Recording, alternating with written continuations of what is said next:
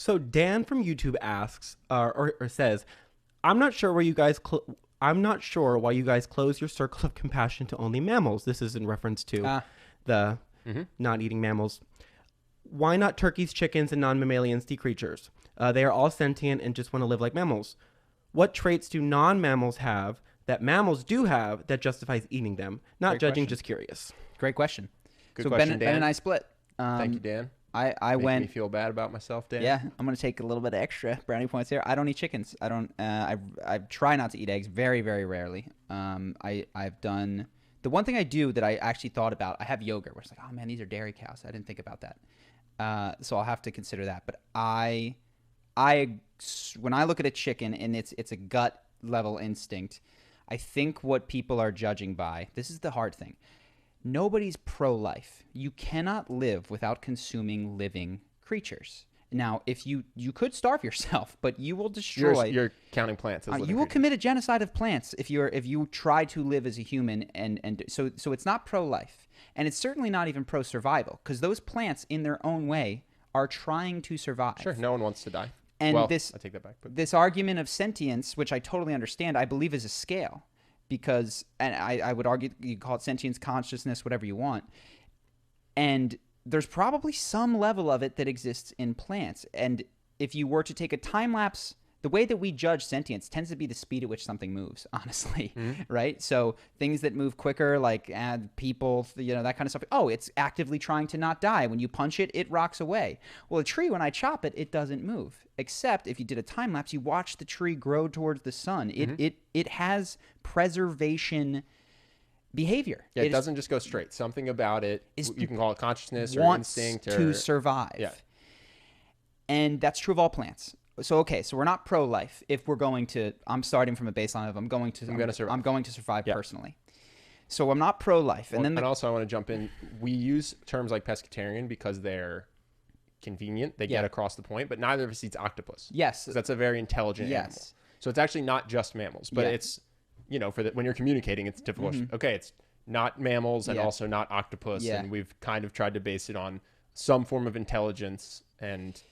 And so then and then the question becomes for each individual, where do you draw the line? And you can argue that there's clearer gaps. Like one might say that the gap between a plant and an animal, a bug, is a large gap, right? You can make that, or that between a bug and a bird, and within species of birds, and probably within individual birds. So it becomes this question of where does one draw the line? I looked at chickens personally, and I thought of the way that they're raised in these awful farms, and I thought, would I condone this if I had to look at it every day? And I thought, no. And then I looked at fish, and I go, okay, they got awful lives. I have a tougher time connecting with the suffering of a fish, which I'm not denying. Yeah, we're may not saying very we're well perfect, exist. by the way. No. I wrote a response to this. Yeah. It's like, we're not perfect. We're No, just trying absolutely to not. do better than we were doing. Sure, totally. And so then I looked at fish, and I went, I'm sure, they're getting bad, not happy, but it's tougher for me to connect with the plight of a fish who comes up against the wall and goes, and then comes back, versus a chicken who goes, it screams its head off. Sure. So Yeah, the fish's greatest sin is that it doesn't have vocal cords. exactly, not sin, but my inability to connect with its suffering, I think, is in large part because of that. So for me, it becomes, how clearly can I connect with this species' suffering? And then I try, and then I don't. So I don't do chickens. I don't do that kind of stuff. You're basically pescatarian minus octopus. Yeah. Well, pescatarian. Yeah. Well, pescatarians eat octopus. I think pes is fish. Octopus is a squid. Well, okay. So again, this is the definition. I would bet most Eat all sea? pescatarians eat all seafood. Yeah. And perhaps the safer thing to do, and I've thought Well, about here's this. the thing. Pescatarian means just fish. I'm positive that a mussel, a scallop, has less intelligence than a fish. So if you're going for morality, it wouldn't make sense to only eat things that have fins or scales. So I've thought about this. Your best bet is mussels. They're dumb. If I were morally perfect, I wouldn't Actually, eat that's fish. smart. If I actually followed my moral intuition, regardless of my convenience. What if we switch to mussels? Well, that would be it. It would be mussels. You'd eat mussels every day. So shout out to this person for inconveniencing my life further. But I thought about this because I saw the question, and I was like, all right, I'm gonna have to figure out again how to maybe reorganize my life. But my thing is influenced by two things, if I'm being honest. One, I had a pet chicken at one point. I hated it. And so I was just like, yeah, fuck these things, which is not a good reason. I'm not saying it's a good reason. Just that's true. This is a fact. It was horrible. It was a rooster. It woke me up every day. And then 2 is a sense that if I went vegan, it would be really tough to get enough of the right food and nutrients. That I would become skinnier, that I'd be hungry all the time. Like I already mostly eat salad. I mostly eat salads and fish. I don't enjoy eating as much as I used to. No. And even cutting fatty, like you can eat a steak and get 1,000 calories. There's fat and stuff. Yeah. When you're doing chicken breast, it's harder. When you're doing salmon, it's harder. And so part of it is absolutely just a thing of, I was like, okay, I want to stop eating certain animals, but also I don't want to become super skinny. And actually one of the other reasons I had a chicken, it was like, it's really expensive to eat just seafood. Yeah. So I was like, okay, this lets me get calories, it lets me get protein, and it's cheaper, which is, and again, I'm not a saint. I'm not perfect. I was just like, okay, I'm doing well by not eating cows. I'm doing well by not eating pigs. And so I'll draw my line at mammals because we're mammals and the mammals. And I do think much easier to connect. I do think, listen, like you don't want people to eat dogs. I think most Americans would agree that's wrong, right? Yeah. Well, a cow and a pig are similar to a dog. Yeah. A chicken is certainly, we call it bird brain. They're less intelligent. So I got to use that as kind of like, a chicken's brain is much smaller. Certainly, it's on the scale with like a snake's brain or a lizard's brain, these tiny. And so this question made me think, all right, well, maybe I'll have to refigure out how to move again in a better direction while still not being perfect. I hate you. So, no, genuinely, I was thinking about this. So if you're watching, Dan, I will have some sort of lifestyle change again, and it still won't be perfect. Yeah. I think a thing that I can do that I will look into is eating mussels more often. Mussels are like, well, I was actually thinking that. So I used to do it. I feel very comfortable being like, didn't have, this is mostly a plant. Yes. And I actually started cooking it myself, and it's kind of inconvenient. It's super inconvenient. But I think there's a way to do it. So I'm going to look into, I'm not going to promise anything. I'm going to look into the health impacts of these sorts of things. What happens when you overload on them. I've heard there's more mercury in higher on the food, more apex predators of the sea. So sharks, tuna, then mussels are pretty low. Yeah. Because the other reason you got to be careful. I was eating a lot of fish and I was getting a lot of blood, not a lot, every 3 months getting blood work for mercury poisoning. My mercury's high. And it's scary. Like if you get mercury poisoning, it's basically Alzheimer's. Your memory starts to go. So that factored into it as well. But I think, and I'll still do the blood work, that mussels are on the lower end. And I think what happens is when you're a sea creature that eats sea creatures, it kind of compounds. I'm getting the science very bro sciencey, but that's why swordfish, shark, tuna, and they're alive for a long time. Salmon don't live very long compared to a swordfish. So maybe we'll eat a lot of scallops. I'm going to look into mussels. The short answer to your question is, it was an attempt to balance convenience, truthfully, on the one hand, with our lives, with doing better morally, but I don't think either of us arrived at a point where like, no, I can defend this stance morally 100%. It was a balance. And we went back and forth and we split at a different point.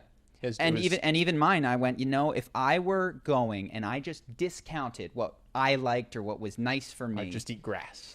I just eat plants and probably mussels I would eat. Yeah. I think I'm big. No, I'm okay with that. I like the scallop mussel angle. I'll take a look. And so I'll try to move more in that angle. Thanks, Dan. Thanks for the question. 2 lives changed, my man. What's next? So I have one more, and this one is more sort of like an advice type question, but Dale asks, what's the best way for a doctor to deal with mean, disrespectful patients and their loved ones? I know someone who's been an ICU doctor for 5 years, saved hundreds of lives, improved quality of lives for thousands, but in the clinic where it's just checkups and follow-ups, she can be crushed by the awful rudeness that she has to deal with. Interesting. What do you think? So this is an interesting question because a lot of my advice for how to deal with rude people is you either A, just filter them out. I'm a big believer that you don't change people, you filter them. Or B, you can use boundaries. Yeah. You can draw a boundary, have one hard conversation, but change the behavior of a friend, a loved one, a family member. But these people are coming in and out. Yeah. So it's basically like this person's coming in, they're angry, they're in a hospital, so things aren't going well, and they're being rude to you. And also it's your job. Because like sometimes you got to just be rude to somebody back. Yeah. And you draw that line and then you agree to never interact. But it's like, maybe that gets you fired if you're a doctor. Yeah. So it's an interesting question. It'd be nice to know the specifics. Yeah. Are there any quotes? Any specific things that get said? It's actually a pretty wordy comment. I just got the question part. But, so she's in a fellowship, still in training. Like, what do these people say? I'd be super curious. Any idea what they're saying or how they're being rude or under what circumstances? Sorry. This is a good thing for future questions. So when it is a question, the more specifics that we have, can't promise to get to every question, but this always makes it easier. I always ask people to give me specifics when they ask sort of charisma questions. Yeah. Because being rude means a lot of different things. I'm not saying this is the case with this particular person, but sometimes it's your perception of that is what needs to change. Other times it's, oh, you need to change your behavior. Well, here's the other thing. Are they being rude by not answering your questions, which is preventing you from doing your job, or they're being rude by cussing at you? Because the advice is different, too. Yeah, exactly. Well, this one, it seems sort of like almost like this one, she was sort of double checking on the monitor, and the patient asked, are you looking at a blank screen? Like just sort of almost like rushing type of thing. So I'm not really sure. There's not a lot of examples. Sure. So I think one of the tough things to do, and I always sort of answer who I'm thinking about, but the Russell Brand video came out. The one thing is to try to don't interpret negative intent even where you think it is there at first. So that person goes, are you looking at a blank screen? And it's very easy to go, that person is purposely being a jerk. But it's a little bit ambiguous. No, so, let's assume they are being a jerk, though, because I think there's still advice for it. Fine. Pretend that they're not. Sure. Pretend that they're not. Kill them with kindness. Yeah. Is my first thing. And if you watch all the videos where we do how to stand up for yourself, step one is always kill them with kindness. And then it's only when it's repeated behaviors at which point you go to the call out. So if somebody says, is that blank screen? You go, oh, no, it's not a blank screen. You know, just answer literally with a smile on your face as if they were asking you a genuine question, which maybe they weren't even doing. I think the other two things I'd say, humanize yourself and align incentives. So for instance, if you're helping these people, I don't know, maybe they're rushing because they're stressed and they're in a hurry or whatever. You say, hey, sir, I totally understand. First of all, acknowledge them, humanize them. It's like, hey, sir, I totally understand that you're stressed for XYZ reasons. I'm trying my best to help you. So we can get you out of here fast. It hurts my ability to help you to deal with comments like that. Like if you can help me by answering my questions directly and not insulting me, I can help you by getting you out of here faster so you can get to your loved one or whatever. But you kind of humanize her. And I would even put that. I would even put that at stage 2. I agree. That would be a stage 2 after being kind. Because that is more of a kind but direct call out. So yeah, I'm a huge fan of the call out though. I love calling people out. Yes, but you always don't do it immediately. Oh, for sure. It takes 2. For sure. Step 1 is be nice. Yeah. Try to be kind. I like to misinterpret everything as positively and assume everyone's being nice. But I can imagine a world where these people are genuinely being rude. Then do that. So you're being nice. They're still being a jerk. And you just pull up. You acknowledge them first, right? Step 1, acknowledge them. Like, hey, sir, I understand. And then whatever their situation is. Could suck, you know? I understand that you're blah, blah, blah, blah, blah. I am trying my best to... Now you humanize yourself and you show them you're on their team, right? I am trying my best to help you get there faster, get you the best coverage, get the doctor in here, or I'm the doctor and I'm trying to get you the best, whatever. So humanize them, humanize yourself, and then align incentives. Be like, if you could help me by answering these questions quickly and directly, I will help you by blah, blah, blah. And now we're on the same team. Same team is awesome. I always try to be on the same team. Yeah. I dig it. Is that it?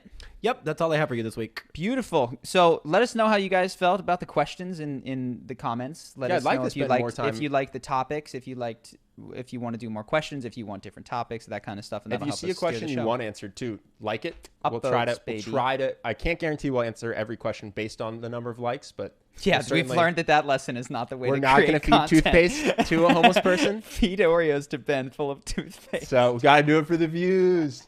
That's what we're doing in our next video. So anyway, but we will look at that. We'll factor that in. So yeah, if you see someone other question that you want answered, go ahead and like that bad boy. People also liked our sign off last time. So what was our sign off last time? Okay, we're done. Goodbye. Thanks for watching. We love you. Good stuff.